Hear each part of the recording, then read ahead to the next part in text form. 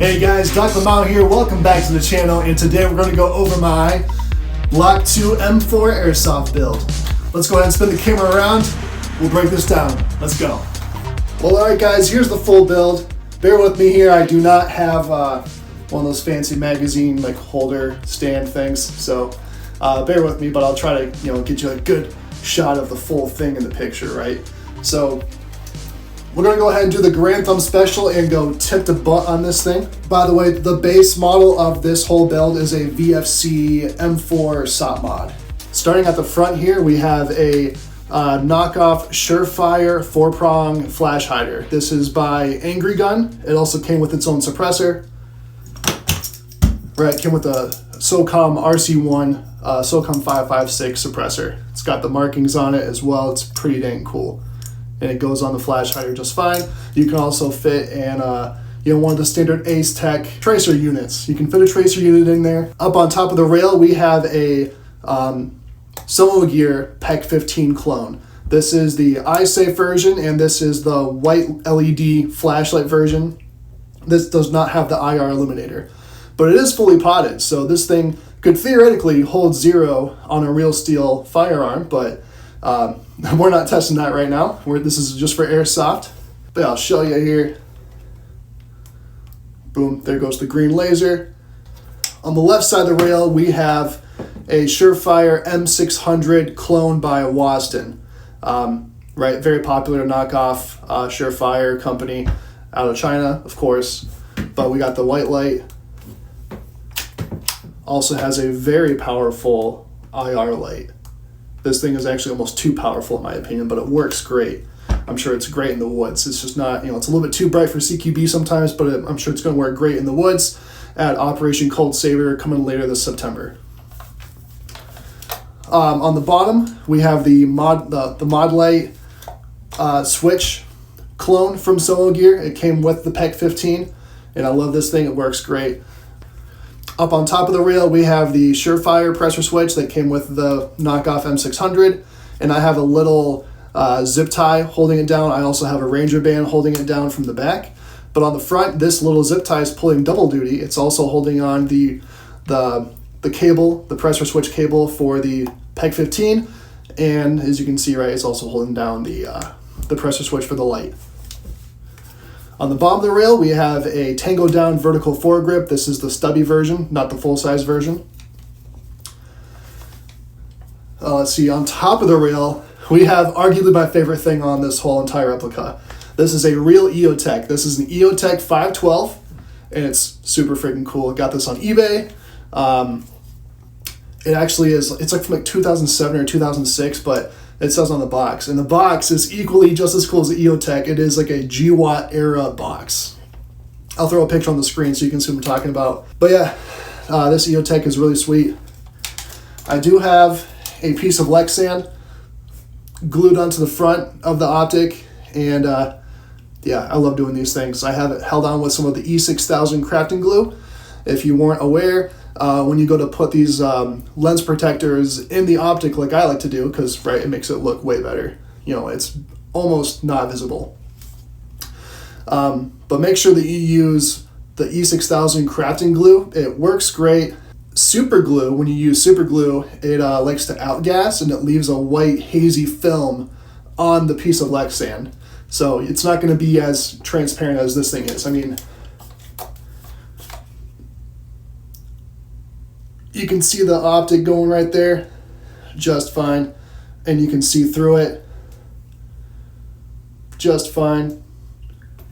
Kind of, sort of. I know I have some bright lights going for filming, but you can get a really good sight picture through this thing. Very transparent piece of Lexan. To get a good sight picture, especially when you're playing Airsoft and you're wearing maybe some lower face protection, but I don't always wear face protection, especially in the woods, but anyways, just to get a better, easier sight picture, I do like to use the lower 1/3 riser mounts, especially since I'm using the FSP version of this Block II replica. So I have it on a 1/3 riser by Larue Tactical. Right, I'll show you right here. Boom, Larue Tactical. It's a really nice lower 1/3 mount, and it just barely sits above the the rail there, as you can see. I did tie this optic down. You can kind of see here I have some wires. I've got 2 loops. I have a loop going through the rail and then up, and then I have another loop going through the housing of the optic. You can kind of see like right behind here. Yeah, because of that, if this optic does come loose, because it's on a QD mount, this Larue tactical riser is a QD. So if that comes loose and it just happens to fly off, I'm not going to lose my optic in the middle of the night. That would suck. Moving forward of the EOTech, we have a CQD sling swivel mount. Swivel, I think it's called. A sling mount, right? Just clips on. The sling clips on. This is held down by some Allen screws, but yeah, it's just adding to the clone nature of this build, because this is the actual Block II sling swivel mount. My other favorite thing about this build is the rail itself. This is a real Daniel Defense RIS II rail. I found it for a great price on TaxSwap. And yeah, I mean, this thing's sexy. It's so freaking cool. One day I do plan on building a real steel M4 Block II. So I thought, you know what? I'm just going to get the real thing because it will serve dual purpose later in life. Magazine, Arcturus M4 mid-cap magazine. These things are great. They are the real size of a real STANAG USGI issued magazine. Airsoft magazines are usually a little bit shorter because airsoft magazines don't go as far into your lower receiver as the real steel ones do. So usually it's like cut off on the bottom, just so that when it's inserted all the way, it has the same like silhouette, but they don't fit into your gear as well. Like if you've had issues with your magazines sitting too far deep inside your pouches, that's why. So going with these Arcturus mid-cap magazines, these things are, they fit into your, what am I trying to say? They fit into your pouches great, and they look the part. I don't care if it sticks out a little bit. You know, you kind of get that extended magazine look from like Call of Duty, so whatever. Behind the EOTech, we have a MaTech, not sure how to pronounce it, but this is a one of the general issue USGI backup iron sights. So this is also for real steel technically, but they're super cheap. You can find these on eBay everywhere. So, and if you didn't know, this is like the same backup iron sight that you see on the Battlefield 6. It's the same backup iron sight you'll see in Battlefield 6 if you equip the M4. So pretty cool. And then back here we have a crane stock. This is not the OEM one from VFC. So the crane stock that comes with the VFC M4 SOPMOD, or any of the VFC M4s really, they're not as easy to put batteries inside of. If you've owned one, you know exactly what I'm talking about. This one's actually by KWA. Here's the battery, so you can see what I'm talking about, right? Titan, lithium ion, 3000 milliamp, butterfly, nunchuck, whatever battery. Dean's connector. Had this thing wired to Dean's because it actually, from the factory, it came with a Tamiya, the small Tamiya connector. I really like this KWA stock because you can see there's nothing making it difficult to insert a battery. Really, really nice large battery compartments.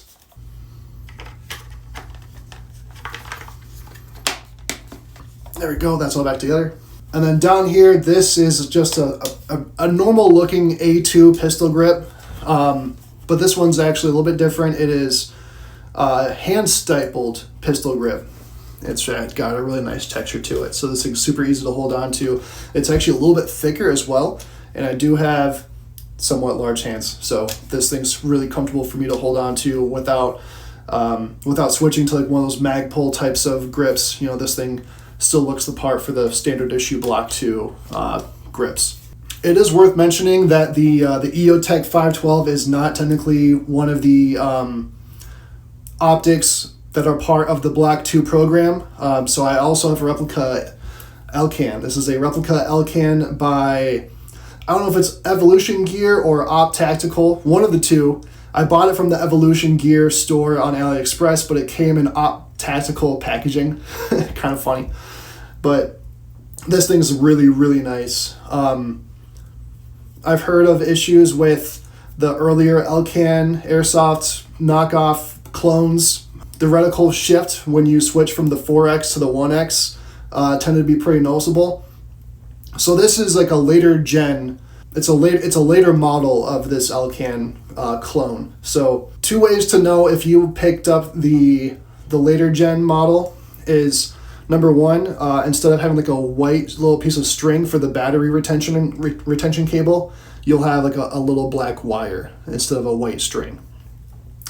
Number 2 will be a little screw that goes right through the right side of the housing, the scope housing. So this screw is really important. It serves 2 purposes. Number 1, it makes the optic more durable because you have an actual screw just kind of holding it together on the inside. But number 2, it helps with that reticle shift when you switch from 1X to 4X and back and forth. So I've had a really good experience with this Elcan, and also it does have an illuminated reticle.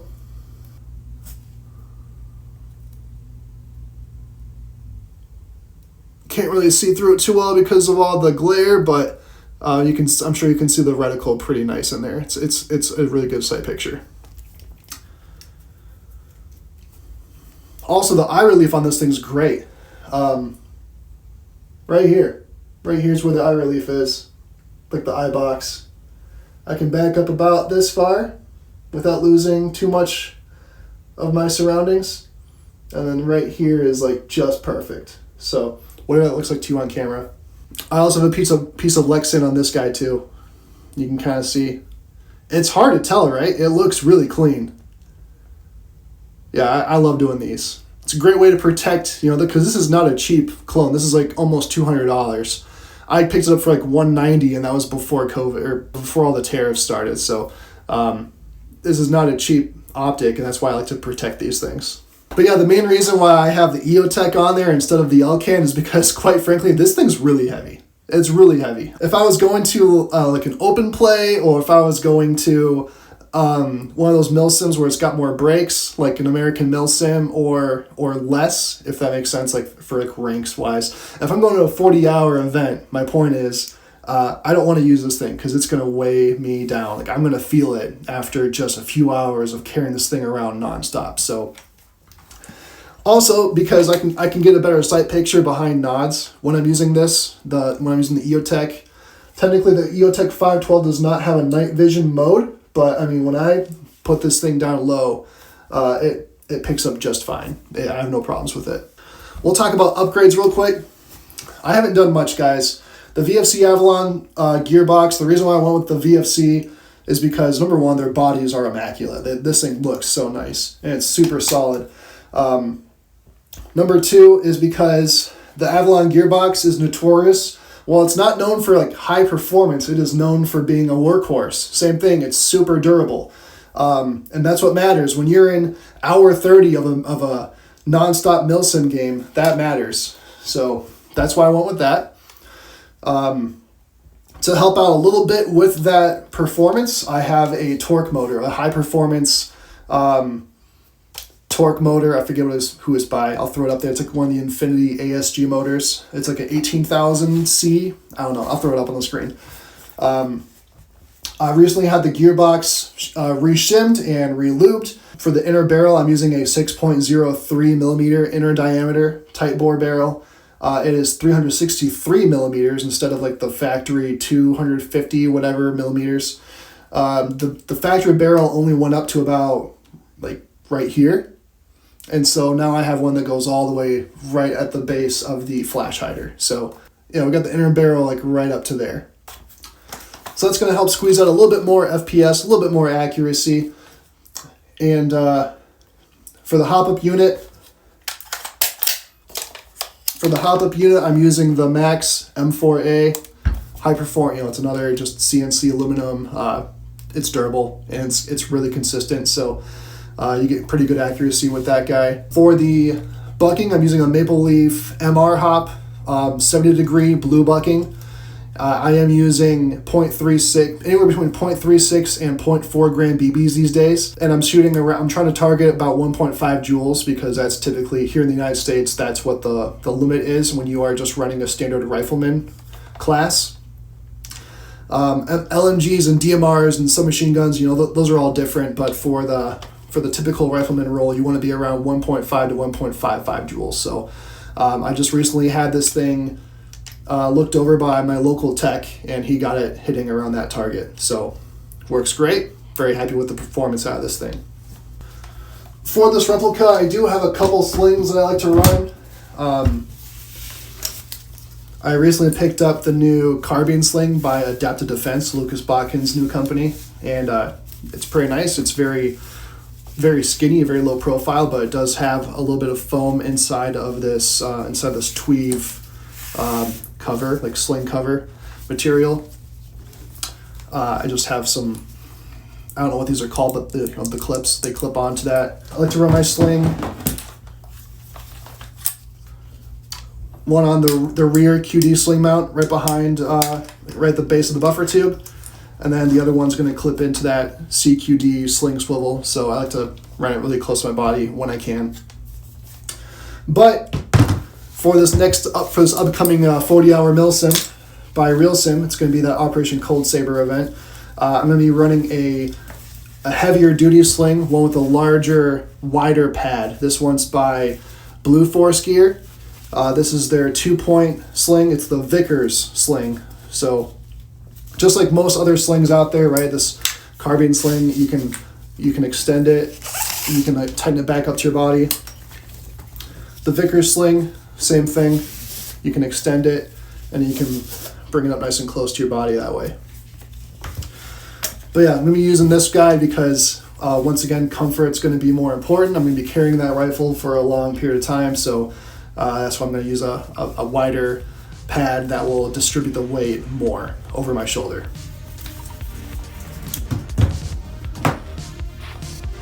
But yeah, guys, that is my Block II Airsoft build. Hope you enjoyed. Let me know what you think in the comments. Let me know if you would do something different if you were me. Like, would you change up something? Would you change up the internals? Would you change up the externals? Would you run the Elcan, or would you run the EOTech, or would you run something different? I don't know. Go ahead, let me know, and we'll talk about it, because I love talking about this thing. I love talking about gear as well, so hit me up in the comments. All right, thanks, guys. I appreciate you guys watching. This is Doc Lamau. I'll see you in the next one. Until next time, peace out.